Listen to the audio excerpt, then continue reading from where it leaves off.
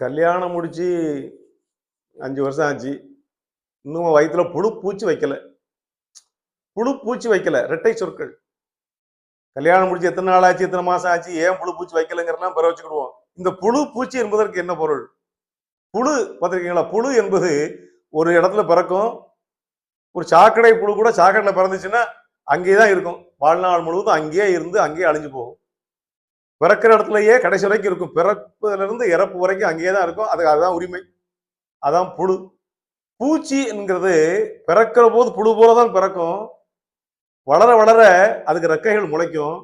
ரெக்கை முளைத்த பிறகு பிறந்த இடத்தை விட்டு பறந்து வேறு எங்கேயோ போய் செட்டில் ஆயிரும். வேற எங்கேயோ போய் குடி புகுந்து அங்கேயே தன்னுடைய வாழ்க்கையை முடித்துக் கொள்ளும். அது பூச்சி. புரிகிறதா? புழு பிறந்த இடத்திலேயே கடைசி வரைக்கும், பூச்சி பிறந்த இடத்துல இருந்து குறிப்பிட்ட காலம் கழித்து பறந்து வேற இடத்திற்கு. ஆக அழகான தமிழ் சொல்.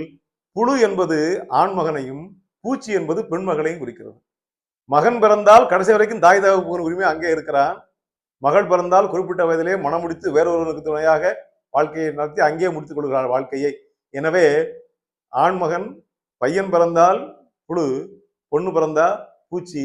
புழு பூச்சி இருக்கான்னு கேட்கிறாங்க.